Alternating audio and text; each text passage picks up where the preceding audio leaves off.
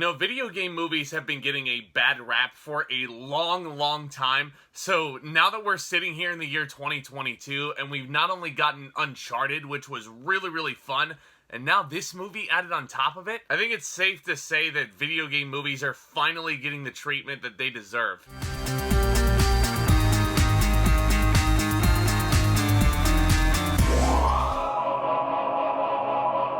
Sonic the Hedgehog 2 is the sequel to this very fun film that came out at the part of 2020 that didn't suck, and it's once again directed by Jeff Fowler, the same guy who got you the first one, and it once again stars Ben Schwartz, James Marsden, Jim Carrey as Dr. Robotnik once again, and you also have some new cast members like Idris Elba coming into the mix as Knuckles, which I'm sure all the hardcore fans of Sonic seeing Knuckles in that trailer, along with Tails mind you, they got super hyped for this. Now, Sonic in this film is eager to prove that he has what it takes to be a true hero after settling in Green Hills. But a true test comes back when Dr. Robotnik, played once again by Jim Carrey, returns with a new partner, Knuckles, voiced by Idris Elba. And they're in search of this mystical emerald that has the power to destroy civilizations. So to stop them, Sonic teams up with his own sidekick, Tails, and together they embark on a globe-trotting journey to find the emerald before it falls into the wrong hands. You know, I've always said on my channel since the beginning, the key to a lot of good movies like this is simplicity,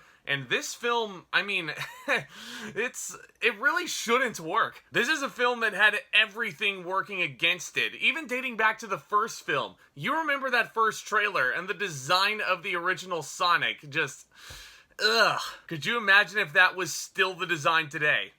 And they didn't listen to the fans. Could you imagine what Knuckles would have looked like? Jesus, I don't even want to think about that. I do not want any nightmares today. But as it is, Sonic the Hedgehog 2, I'm noticing a lot of people are saying is better than the first one, and I can totally understand that, just based on the inclusion of Knuckles and Tails, and finally getting to see them on the big screen and all. But I would honestly probably put this about on equal footing with the first one, just because this movie does have a lot of similar issues that I had with the first one, like the thing with Sonic's rings. Like, he collects the rings and then he uses them to teleport to various places. He uses it to teleport his father, James Marsden, along with his wife to go to Hawaii. But then I'm looking at it, and then I look at my buddy who's sitting next to me right over here, and I'm like, that's the Doctor Strange portal being open. And he looks at me and he's like, yeah. So that was my big concern going into Sonic the Hedgehog 2, is just how derivative was it going to be to the superhero epics we've been getting, like Spider-Man No Way Home, like the Batman. That whole opening action sequence with Sonic that you've seen in the trailer, he is making so many Batman references. Thankfully, that sequence and the rings are the only real spots that feel absolutely derivative to other blockbuster films that have come out recently, because other than that, this is a really endearing family feature that I think everybody can find something to enjoy in. Yes, there is a lot of family-friendly humor. There are a lot of fart jokes in here, which I get it. You want to appeal to the children as well. That's not to say there aren't any adult jokes in here. There were a few meta-theatrical references in here that had me busting up, one of which feels extremely outdated if you really think about the background of the joke. And again, I apologize if I'm sounding as vague as possible, but my MO is no spoilers, usually. There is a fantastic friendship that is established between Sonic and Tails, who is adorable, just like in the video games. I loved what they did with this character. And Ben Schwartz, once again, is a Sonic. I mean, playing the video game, Sonic sounds exactly like this guy, and I think he embodies this character super well. His voice work is tremendous. Same thing with Idris Elba as Knuckles. Now, he has played a lot of tough guy characters in the past. This is certainly in his wheelhouse. But let's just say that Idris Elba has always played the more intelligent type of villain. Knuckles is not that at all. And Idris Elba was freaking hilarious in this movie. I absolutely loved all the badass action sequences Knuckles gets with Sonic, one of which you saw in the trailer where he's first introduced, and thank goodness that action sequence is only in the first act, because watching that trailer, I grew very concerned that I had just seen every major plot beat of the film. But no, there's a lot of surprises left in store for you in Sonic the Hedgehog 2, especially as it goes with Idris Elba's character in general. I loved him. Knuckles was a badass. And speaking of, I mean, I gotta talk about Jim Carrey, who has been contemplating retirement.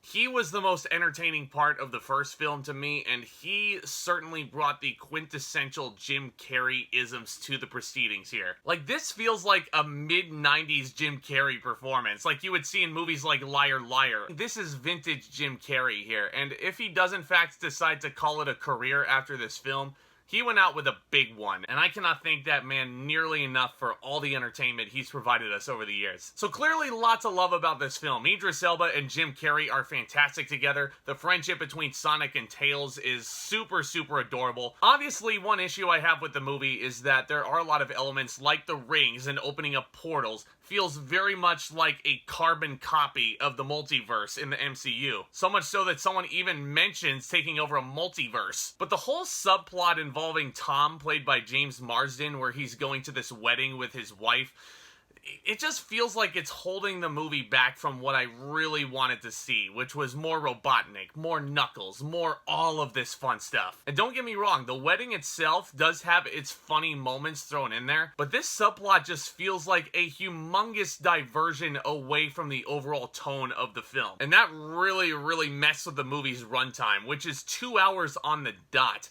Now, if you remember, the first Sonic movie only runs about an hour and a half and change.